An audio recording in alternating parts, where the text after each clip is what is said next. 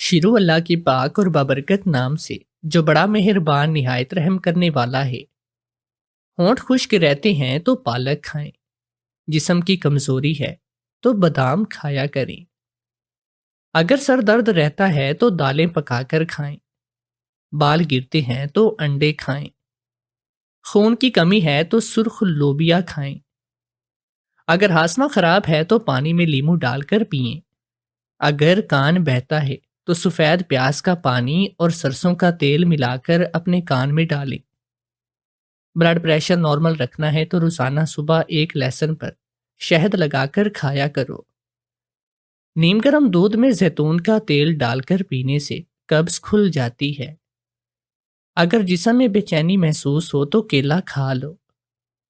Strawberry کا juice پینے سے شوگر کی مرض ختم ہوتی ہے۔ نمونیا بخار ہو جائے تو روغن زیتون روزانہ 5 سے 20 گرام استعمال کرنے سے بخار فوراً اتر جائے گا۔ سینے میں درد ہو تو گاجر کا مربع بنا کر کھایا کرو۔ ہر 10 دن کے بعد اصلی روغن بادام نیم گرم کر کے کان میں ڈالیں، کبھی بہرے پن کا مسئلہ نہیں ہوگا۔ جسے بھوک زیادہ لگتی ہو وہ چائے پینا شروع کر دے۔ شوگر کے مسلسل استعمال سے ہڈیاں ختم ہو جاتی ہیں۔ سفید آٹا کھانے سے ہاضمہ خراب رہتا ہے۔ ناشتے میں ایک سیب کھانا چائے پینے سے 1000 گنا بہتر ہے۔ روزانہ گاجر کا ایک گلاس جوس پینے سے 40 دن میں نظر تیز ہو جاتی ہے۔ 2 کیلے کھانے سے 90 منٹ تک بھاری کام کرنے کی طاقت رہتی ہے۔ جو لوگ مسلسل سوڈا پیتے ہیں ان کو ڈپریشن کی مرض ہو جاتی ہے۔ دبلے پن کا شکار ہیں تو ساگو دانہ کھاؤ۔ کافی پینے سے دماغ تیز ہوتا ہے۔ لو بلڈ پریشر ہے تو انڈا ابال کر کھا لو۔ اگر بال کمزور ہیں تو خالی پیٹ اخروٹ کھا لو۔ چہرے پر غیر ضروری بال ہیں تو دہی سے ناشتہ کیا کرو۔ مائکرو ویو کا گرم کیا ہوا کھانا کھانے سے جسمانی کمزوری ہوتی ہے۔ اگر خون کی کمی ہے تو آپ کو آئرن کی ضرورت ہے، اس کے لیے کھجوریں کھائیں۔ اگر نیند نہیں آتی تو بادام کھا لو۔ جسمانی بیماریوں سے پریشان ہو تو سبز مرچی کھایا کرو۔ بال گرتے ہیں تو سفید چنے کھاؤ۔ روزانہ مسواک کرنے سے کبھی منہ کے کینسر کی بیماری نہیں ہوتی۔ کھانے کے بعد پانی مت پیا کریں تاکہ آپ دیر تک جوان رہیں۔ کھانے سے قبل پھل کھانے سے زندگی بھر بدن کمزور نہیں ہوتا اور جوان نظر آتا ہے۔ ہفتے میں ایک روزہ ضرور رکھا کرو، اس سے نظام انہضام بہترین رہے گا اور جوڑوں کا درد کا مسئلہ نہ ہوگا۔ اگر آپ زندگی میں اضافہ کرنا چاہتے ہو تو اپنا کھانا کم کر دو۔ جب رات کے وقت سونے لگو تو نیم گرم پانی پیا کرو، نیند جلدی آئے گی اور پیٹ کی صفائی ہوگی۔ کھانے کے بعد سونف چکھ لینے سے بینائی تیز ترین ہو جاتی ہے۔ روزانہ گندم کی روٹی استعمال کرنے والے کا معدہ مضبوط رہے گا۔ معدے کی تیزابیت کو دور بھگانا ہے تو ادرک کھایا کریں۔ ایسی عورت کبھی بوڑھی نظر نہیں آئے گی جو سوتے وقت کھجور اور بادام دودھ میں شامل کر کے پیا کرے۔ زندگی میں ہمیشہ ہر حال کے اندر اپنے رب کا شکریہ ضرور ادا کیا کرے۔ چند کام جو گھر کو تباہ و برباد کرتے ہیں: رات کے وقت گھر یا دکان پر جھاڑو وغیرہ لگانا، کسی ٹوٹے ہوئے برتن میں کھانا پینا، اپنے بالوں میں ٹوٹی ہوئی کنگھی کرنا۔ ملتانی مٹی چہرے پر لگانے سے جھریاں دور ہو جاتی ہیں۔ انگور خون کی نالیوں کو آرام دیتا ہے۔ مہمان اگر گھر میں آ جائیں تو ان کو اندھیرے میں مت بٹھائیں ورنہ گھر سے برکت اٹھ جائے گی۔ جگر کی بیماری کا مسئلہ ہے تو چہرے کی رنگت پیلی پڑ جاتی ہے۔ میں جس بس میں نوکری کرتی تھی اس کا مالک روز مجھے تنگ کرتا کہ میں اس سے شادی کر لوں، اور میں نوکری چھوڑنے کا سوچ رہی تھی کہ ایک دن کنڈکٹر نے ایک لاکٹ دیتے ہوئے کہا، آج کے بعد جب بھی یہ شادی کا کہے تو اسے یہ لاکٹ دکھا دینا، یہ شرم سے پیچھے ہٹ جائے گا۔ اور ایسا ہی ہوا تو مجھے تجسس ہوا اور میں نے اس لاکٹ کو کھول کر دیکھا کہ اس کے اندر ایک تصویر تھی۔ اس پر نظر پڑتے ہی میری جان نکل گئی کہ وہ تو میں۔ مجھے نہیں معلوم تھا کہ آج میرے ساتھ کیا ہوگا، لیکن پھر بھی میں گھر سے نکل آئی تھی کہ جو ہوگا دیکھا جائے گا۔ اندر ہی اندر میں ڈر بھی رہی تھی کہ آج جانے باس کا رویہ مجھ سے کیسا ہوگا۔ آخر مالکوں کا رویہ نوکروں کے ساتھ ہو بھی کیسا سکتا ہے جیسے ہی میں اپنی نوکری پر پہنچی تو پھر سے مجھے اس شخص کی گندی نظروں کا سامنا کرنا پڑا، اور میرا دل چاہا کہ زمین پھٹے اور میں اس کے اندر سما جاؤں، لیکن میں اپنے آپ کو سمجھاتی ہوئی اپنے کاموں میں مصروف ہو گئی کہ یہ تو روز کا کام ہے۔ مگر آج تو حد ہو گئی، اس نے مجھے آواز دے کر اپنے پاس بلایا۔ مجھے لگا کہ شاید کوئی کام ہوگا، اس لیے میں اس کی بات سننے چلی گئی، مگر اس کے بعد اس نے جو بات کہی اس نے تو میرے سر پر قیامت ہی توڑ دی۔ کہنے لگا کہ تم کب تک یہ نوکری کر کے اپنے آپ کو مشقت میں ڈالو گی، تم مجھ سے شادی کر لو۔ اس وقت میرا دل یہی چاہا کہ میں اس کے منہ پر ایک تھپڑ رسید کروں کہ تمہاری ہمت کیسے ہوئی مجھ سے یہ بات کرنے کی، مگر میں مجبور تھی۔ اگر یہ نوکری ہاتھ سے چلی گئی تو میرا کیا بنے گا، اس لیے میں نے خود پر قابو پاتے ہوئے سے کہا کہ میں یہ نہیں کر سکتی، اور میں چپ چاپ وہاں سے نکل آئی۔ میں ایک بس ہوسٹس تھی اور میری تنخواہ یہاں پر بہت اچھی تھی، لیکن جب سے میں یہاں پر نوکری کر رہی تھی تب سے بس سروس کے مالک شاہ نواز ملک کا رویہ مجھ سے عجیب تر ہی تھا۔ اس نے آج تک کبھی مجھ سے کچھ کہا تو نہیں تھا، مگر اس کی نظریں مجھے بہت ہی بری لگتی تھی، اور آج تو اس نے منہ سے کہہ بھی دیا، اور اس میں سنجیدگی سے سوچ رہی تھی کہ شاید میرے لیے بہتر یہی ہے کہ میں نوکری چھوڑ ہی دوں۔ لیکن نوکری چھوڑتی بھی تو کیسے؟ نئی نوکری ملنے میں جانے کتنا وقت لگ جاتا، اور میں اپنے گھر والوں کو کس کے آسرے پر چھوڑ کر گھر بیٹھ جاتی۔ بس کے جانے کا وقت ہو چکا تھا، میں بس میں اپنی سیٹ پر جا کر بیٹھ گئی تو کنڈکٹر چچا میرے پاس آ کر کہنے لگے، وہ تم سے کیا کہہ رہا تھا؟ کنڈکٹر چچا بہت اچھے تھے اور میرا بالکل بیٹیوں کی طرح خیال رکھتے تھے، اس لیے میں نے انہیں صاف بتا دیا وہ مجھ سے شادی کی بات کر رہا تھا۔ تو وہ غصے میں آگے، مگر کچھ کہنے کی بجائے چپ چاپ وہاں سے پلٹ گئے۔ آخر وہ بھی میری طرح ہی ملازم تھا، کر ہی کیا سکتے تھے۔ لیکن کچھ دیر کے بعد وہ میرے پاس آئے اور میرے ہاتھ میں ایک لاکٹ دے کر کہنے لگے، تمہیں یہ نوکری چھوڑنے کی کوئی ضرورت نہیں، اگر آج کے بعد وہ تم سے شادی کی بات کرے تو تم اسے یہ لاکٹ دکھا دینا، وہ خود ہی پیچھے ہٹ جائے گا۔ میں نے تجسس سے لاکٹ کو کھولنے کی کوشش کی کہ آخر اس میں ایسا کیا ہے جو اسے دیکھنے سے وہ شخص شرم کھا جائے، مگر اسی وقت کنڈکٹر چچا نے مجھے روک دیا اور کہنے لگا، نہیں نہیں، تم اس لاکٹ کو نہیں کھول سکتی، یہ گزارش، اسے سمجھ لو، یا شرط اگر تمہیں اپنے آپ کو بچانا ہے تو آج کے بعد وہ تم سے شادی کی بات کرے یا تمہارے راستے میں آئے، چپ چاپ یہ لاکٹ کھول کر اس کو دکھا دینا، مگر خود ہرگز بھی نہیں دیکھو گی اس میں کیا ہے۔ مجھے کنڈکٹر چچا کی باتیں پر اصرار سی لگ رہی تھی، اور سچ بات کہوں تو مجھے یقین بھی نہیں آ رہا تھا کہ ایسا ویسا کچھ ہوگا جیسا کہ وہ کہہ رہا ہے، لیکن میں نے ان کا دل رکھنے کی خاطر وہ لاکٹ اپنے پاس رکھ لیا۔ 2 دن بھی نہیں گزرے تھے کہ شاہ نواز ملک پھر سے میرے راستے میں آ گیا اور مجھے کہنے لگا کہ تم نے میری بات کا جواب نہیں دیا، میں تمہیں نوکری سے بھی نکال سکتا ہوں، پھر تم کہاں جاؤ گی؟ اور میں یہ کوشش کروں گا کہ تمہیں کوئی بھی شہر میں نوکری نہیں دے، سوچ لو پھر تم کیا کرو گی؟ تمہاری بہتری اسی میں ہے کہ تم مجھ سے شادی کر لو۔ اس کی باتیں سن کر میرا دماغ پھٹا جا رہا تھا اور میں سمجھ نہیں پا رہی تھی کہ میں کیا کروں۔ اچانک مجھے کنڈکٹر چچا کی بات یاد آئی اور میں نے قسمت آزمانے کا فیصلہ کر لیا اور پرس سے وہ لاکٹ نکال کر اس کے ہاتھ میں رکھتے ہوئے کہا، تمہارے سب سوالوں کا جواب یہ ہے۔ اندر ہی اندر میرا دل دھڑک رہا تھا کہ جانے اب وہ کیا کہے گا، یہ کیا مذاق ہے یا اس کا رد عمل کیا ہوگا، مگر اس کے چہرے کی طرف دیکھ کر میں چونک گئی۔ میں نے گمان بھی نہیں کیا تھا کہ واقعی میں کنڈکٹر چچا کی بات سچ ثابت ہو جائے گی۔ اس نے اس لاکٹ کو کھول کر دیکھا تو اس کے چہرے کے رنگ ہی اڑ گئے۔ وہ ایک نظر مجھے اور ایک نظر اس لاکٹ کو دیکھ رہا تھا، اور پھر ایک دم سے اس نے وہ لاکٹ مجھے پکڑا دیا اور کہنے لگا، مجھے معاف کر دو، اور بھاگتا وہ وہاں سے چلا گیا۔ میں حیرانی سے اسے جاتا دیکھتی رہی، ایسے کیسے ممکن ہوگا؟ یہ کایا کیسے پلٹ گئی؟ اس لاکٹ میں آخر کیا ہے جو اس نے مجھ سے معافی بھی مانگ لی اور چلا بھی گیا تھا؟ میرا دل چاہا کہ میں اس لاکٹ کو ایک دفعہ کھول کر دیکھوں، مگر کنڈکٹر چچا سے کیا ہوا؟ وعدہ یاد آیا، میں نے وہ اپنے بیگ میں رکھ لیا تھا۔ اگلے 2 دن وہ مجھے نظر بھی نہیں آیا اور میں نے شکر ادا کیا، لیکن میں یہ بھی سوچ رہی تھی اگر اس نے دوبارہ سے شادی کی بات کر لی تو میں کیا جواب دوں گی؟ پھر تو مجھے واقعی میں یہ نوکری چھوڑنی پڑے گی۔ میں اپنی ماں کے ساتھ کورنگی کے ایک غریب محلے میں رہتی تھی اور ہم دونوں کا ایک دوسرے کے سوا اس دنیا میں کوئی بھی نہیں تھا۔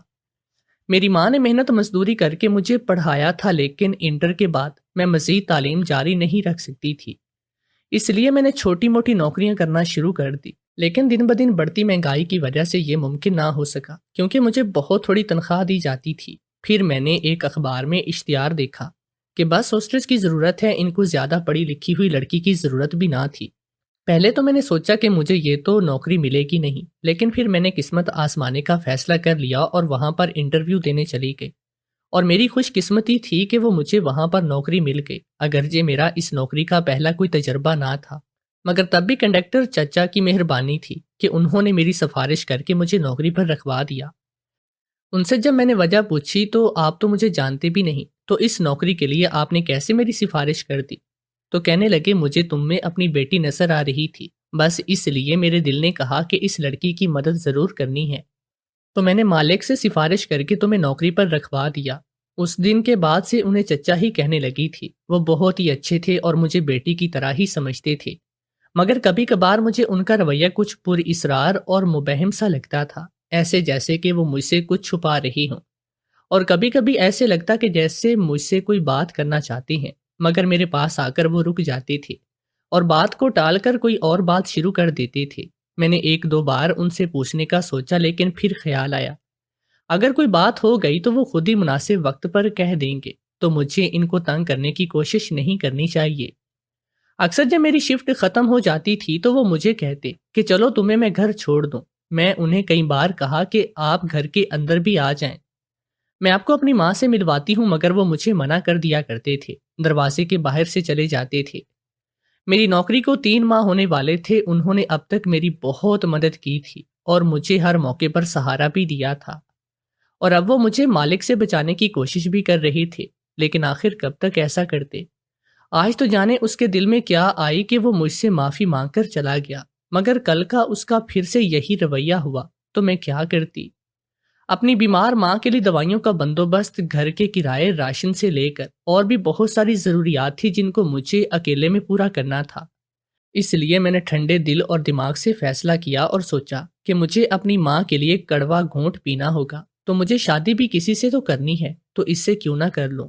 میں یہ سمجھوتا کرنے کو تیار ہو چکی تھی، اور جب میں نے نوکری پر آ کر کنڈکٹر چچا کو اس بارے میں بتایا تو وہ لرز کر کہنے لگے، نہیں بیٹی، ایسا مت کرنا، بھول کر بھی اس گناہ کو کرنے کا تم سوچنا بھی مت۔ میں چونک کر انہیں دیکھا کہ کیسا گناہ؟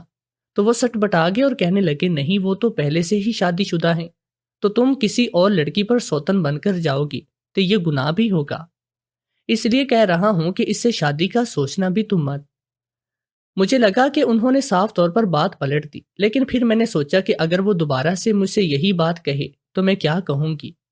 تو وہ بہت ہی یقین سے کہنے لگے، ایسا نہیں ہوگا، وہ اب تم سے اس بات کو کبھی نہیں کرے گا، بلکہ وہ تو تمہارے سامنے نظریں بھی نہیں اٹھا پائے گا۔ میں نے سوچا کہ اب تو وہ جب میرے سامنے آئے گا تبھی یہ پتا چل سکے گا کہ اس کا رویہ بہتر ہوا ہے یا نہیں۔ وہ تو کتنے دنوں سے دفتر میں بھی نہیں آ رہا تھا۔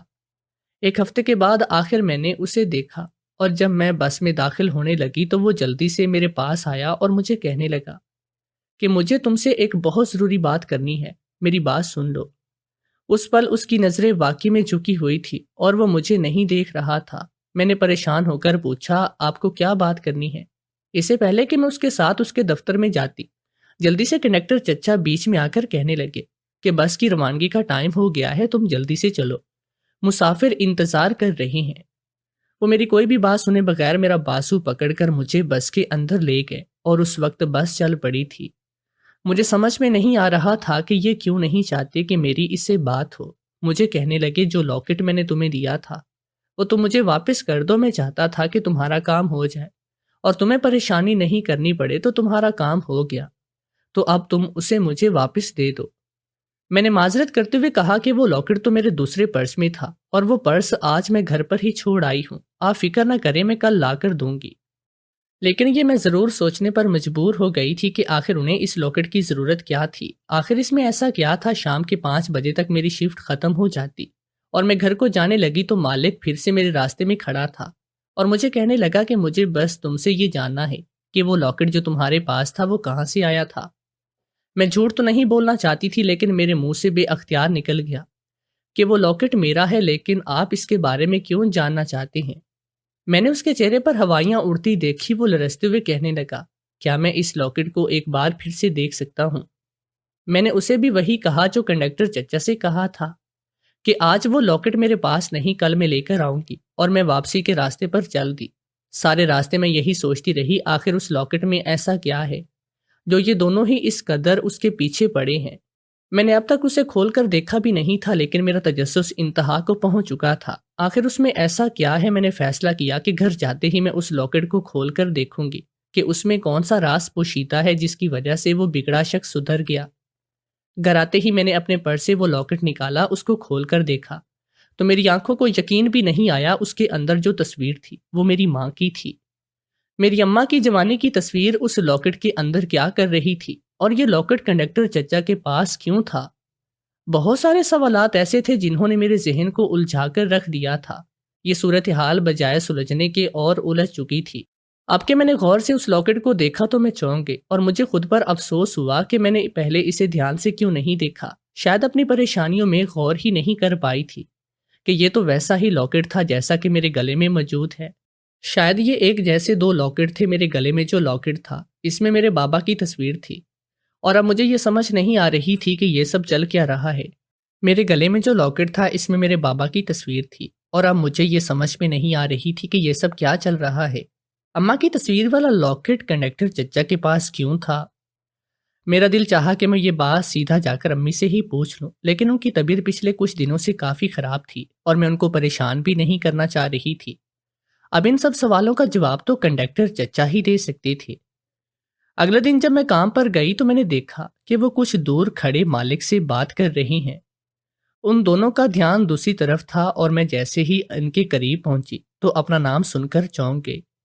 چچا مالک سے کہہ رہے تھے کہ جیسا چل رہا ہے اسے ویسا چلنے دے۔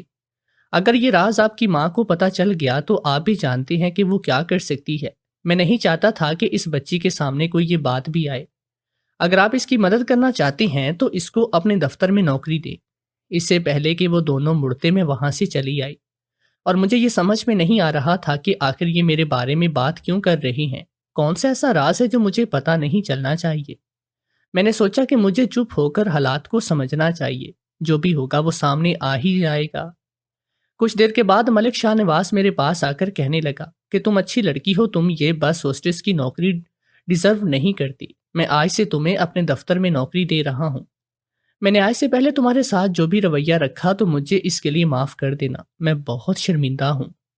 مجھے سمجھ میں نہیں آ رہی تھی کہ وہ ایسا کر کیوں رہا ہے۔ چچا اور مالک کے درمیان کس راز کی بات ہو رہی ہے جو مجھے معلوم نہیں۔ خیر میں نے ہاں کر دی اور ان کا دفتر جوائن کر لیا۔ مجھے تو کچھ کرنا بھی نہیں آتا تھا اور نہ ہی میری اتنی تعلیم تھی، لیکن اس کے باوجود بھی مجھے نوکری دی گئی، اور میرا سیلری پیکج بھی اتنا اچھا تھا کہ میری آنکھیں پھٹی کی پھٹی رہ گئی۔ شاید مالک میں اپنے کیے کا کفارہ ادا کرنا چاہتا تھا، لیکن پھر بھی مجھے کبھی کبھی ایسا محسوس ہوتا کہ کچھ تو ہے جس کا جاننا میرے لیے انتہائی ضروری ہے۔ مالک کا رویہ میرے ساتھ مشفقانہ ہو چکا تھا، اور مجھے لگتا ہی نہیں تھا کہ یہ وہی شخص ہے جو کبھی مجھے شادی کے لیے تنگ کرتا تھا۔ دفتر میں بھی سب کچھ ٹھیک چل رہا تھا، لیکن میری زندگی میں سب کچھ ٹھیک ہی تھا۔ ایسا کہاں لکھا تھا؟ ایک دن میں نوکری سے واپس گھر آ ہی رہی تھی، اچانک ہی راستے میں کچھ لوگوں نے مجھے گھیر لیا، اور جب تک میں کچھ سمجھ پاتی ان لوگوں نے میرے منہ پر رومال رکھا اور میں بے ہوش ہو گئی۔ جب مجھے ہوش آیا تو میں نے خود کو ایک عالیشان حویلی میں پایا۔ مجھے ہوش میں آتے دیکھ کر ایک ملازمہ جلدی سے کسی کو بلانے بھاگی۔ تھوڑی دیر کے بعد میں نے اپنی ماں کی عمر کی برابر ایک عورت کو آتے دیکھا، جس نے ساڑی پہنی ہوئی تھی اور گلے میں بہت سارے زیورات تھے۔ ایسے لگ رہا تھا جیسے وہ اس حویلی کی مالکن ہے، لیکن اس نے مجھے کیوں اغوا کیا تھا؟ میں نے اس کا کیا بگاڑا ہے؟ میں نے اس سے پوچھنے کی کوشش کی تو اس نے مجھے تھپڑ مارا اور کہنے لگی کہ تم کیا سمجھتی ہو کہ میرے بیٹے کے آگے پیچھے گھومو پھرو گی، اس کے دفتر میں نوکری حاصل کر لو گی تو کیا میں تمہیں اپنی بہو بنا لوں گی؟ تمہارے لیے بہتر یہی ہے کہ تم میرے بیٹے کی زندگی سے ہمیشہ ہمیشہ کے لیے نکل جاؤ۔ میں تم جیسی کنواری لڑکیوں کو اچھے سے جانتی ہوں جو امیر لڑکوں کو پھانس لیتی ہیں اور یہ بھی نہیں سوچتی کہ شادی شدہ مردوں پر دوڑے ڈالنا کتنی غلط حرکت ہوتی ہے۔ ان کی باتوں سے اب مجھے پتا چلا کہ شاید وہ مالک کی ماں تھی، اور وہ یہ سمجھ رہی تھی کہ شاید میں ان کے بیٹے کے پیچھے ہوں۔ میں نے ان سے پوچھا کہ آپ کو یہ سب میرے بارے میں کس نے بتایا؟ تو کہنے لگی کہ دفتر میرے بیٹے سے پہلے میرا ہے اور مجھے سب کی خبر ہوتی ہے کہ دفتر میں کیا ہو رہا ہے، تو تم کیا سمجھتی ہو کہ تم جو کرتی رہو گی مجھے خبر نہیں ہو پائے گی؟ میں نے انہیں سمجھانے کی بہت کوشش کی، آپ غلط سوچ رہی ہیں، میرا آپ کے بیٹے سے کوئی لینا دینا نہیں۔ تو کہنے لگی پھر تم ہی بتاؤ کہ ایف اے پاس لڑکی کوئی اتنی اچھی تنخواہ کون دیتا ہے؟ اس بات پر میں چپ ہو گئی کیونکہ اس سوال کا جواب تو مجھے بھی نہیں پتا تھا کہ مجھ پر اتنی عنایت کیوں کی گئی۔ اسی وقت جب وہ میرے گریبان کو پکڑ کر جھٹکا دے رہی تھی تو اس کی یہ نظر میرے لاکٹ پر پڑی اور ایک دم سے وہ چونک گئی۔ ایک جھٹکے سے لاکٹ میرے گلے سے نکال لیا اور اس کو کھولتے ہی میں نے دیکھا کہ اس عورت کے رنگ اڑ گئے۔ پھٹی ہوئی آواز میں کہنے لگی یہ کون ہے اور یہ لاکٹ تمہارے پاس کیا کر رہا ہے؟ تو میں نے وہ لاکٹ اسے چھینتے ہوئے کہا یہ لاکٹ واپس کریں، یہ میرے بابا کی تصویر ہے۔ میں نے ایک دم اسے سفید پڑتے دیکھا، وہ جیسے ڈھیسی گئی تھی۔ پوچھنے لگی کیا تم ماہ نور ہو اور تمہاری ماں کا نام جویریہ ہے؟ میں حیران رہ گئی، اسے کیسے معلوم کہ میری ماں کا نام کیا ہے؟ اسی وقت میں نے ملک شاہ نواز کو آتے دیکھا، وہ بھاگتا ہوا آیا اور اپنی ماں کو کہنے لگا آپ نے اس کو کیوں قید کیا ہوا ہے؟ آپ جانتی بھی ہیں یہ کون ہے؟ تو وہ عورت کہنے لگی ہاں میں جانتی ہوں، یہ میری بیٹی اور تیری بہن ہے۔ یہ انکشاف سن کر اس کا بیٹا تو حیران نہیں تھا، شاید وہ پہلے سے ہی جانتا تھا، مگر میرے لیے یہ بات اتنا حیرت انگیز تھی کہ میرا تو پورا وجود جیسے زلزلوں کی زد میں آ چکا ہو۔ یہ عورت کیا کہہ رہی تھی؟ وہ میری ماں کیسے ہو سکتی تھی؟ میری ماں تو بیمار گھر میں پڑی ہوئی تھی۔ وہ کہنے لگی مجھے معاف کر دو، میں ہی تمہاری بدقسمت ماں ہوں جس نے اپنے نفع کی خاطر اپنی ہی بیٹی کو قربان کر دیا۔ پھر وہ مجھے اپنی کہانی سناتے ہوئے کہنے لگی کہ ہم جاگیرداروں میں ایک زائد شادی کرنے کا رواج ہے، اس لیے میرے شوہر بھی 2 شادیاں کی تھی اور ایک ہی دن میں ہم دونوں دلہنیں بن کر اس گھر میں اتری تھی۔ میں اور جویریہ چچا ذات تھی اور ہم دونوں کی نسبت بچپن سے ہی تمہارے باپ سے طے ہو چکی تھی۔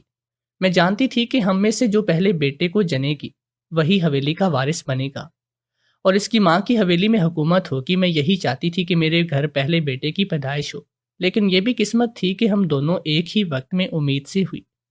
مجھے یہی ڈر لگا رہتا کہ کہیں میرے گھر بیٹی پیدا ہو گئی اور اس کے گھر بیٹا پیدا ہوا تو ساری عمر کے لیے اس کے سامنے چھوٹی پڑ جاؤں گی اور وہی بڑی بیگم صاحبہ بن کر ہمیشہ کے لیے سب کی نظروں میں سرخ روح ہو جائے گی۔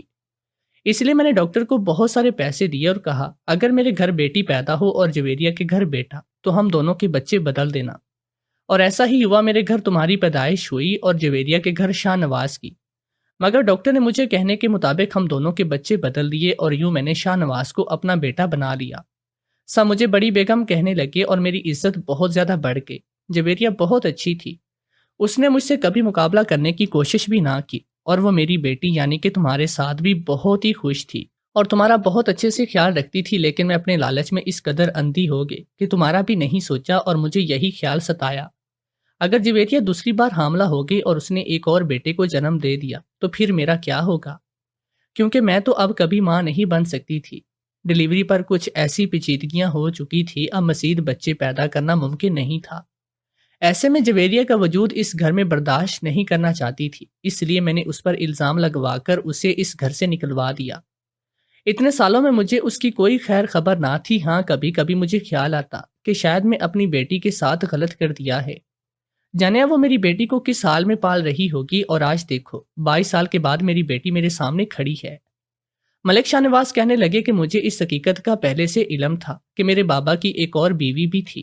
بابا نے مجھے ان کی تصویر بھی دکھائی تھی اور مجھے یہ بھی معلوم تھا کہ وہ میری بہن کو لے کر اس گھر سے چلی گئی تھی۔ اس لیے تو جب میں نے وہ لاکٹ تمہارے پاس دیکھا جس میں ماں کی تصویر تھی تو میں چونک گیا اور مجھے شرمندگی ہوئی کہ میری بہن ہو اور میں تمہارے ساتھ کس قسم کا سلوک کر رہا ہوں۔ یہ سب تو ٹھیک تھا، مگر مجھے ابھی بھی یہ سوال کھٹک رہا تھا کہ یہ لاکٹ تو مجھے کنڈکٹر چچا نے دیا تھا، ان کے پاس یہ کہاں سے آیا؟ اور میں نے اسی وقت ان کو بلوا کر پوچھا تو پتہ چلا کہ برسوں پہلے جب میری ماں گھر سے بے در ہوئی تھی تب چچا میرے ابا کے ڈرائیور ہوتے تھے اور وہ لاکٹ چونکہ سونے کا تھا تو اماں نے وہ انہیں دیا، وہ بیچ کر ان کو کچھ رقم لا دی، مگر چچا نے وہ لاکٹ بیچا نہیں تھا۔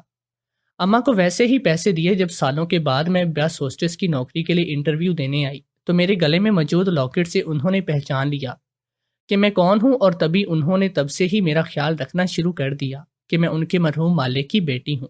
یہ سب حقیقت جاننا کہ میں ایک جاگیردار خاندان سے تعلق رکھتی ہوں میرے لیے بہت مشکل تھا، میں اس کو تسلیم کر لوں۔ ملک شاہ نواز نے ایک بار پھر مجھ سے معافی مانگی اور اپنی ماں یعنی کہ جو اصل میں میری ماں تھی اس سمیت گھر آ کر میری اماں سے معافی مانگنے لگے، اور میری اماں اپنی سوتن کو معاف کر کے صرف اس لیے دوبارہ سے اس گھر میں واپس چلی آئی کیونکہ وہ چاہتی تھی کہ میرا مستقبل بن جائے اور میری شادی کسی اچھے خاندان میں ہو ورنہ ان کے لیے بہت آسان تھا کہ وہ معاف نہ کرتی، مگر شاید دنیا انہی جیسے اچھے لوگوں کی وجہ سے ہی قائم ہے۔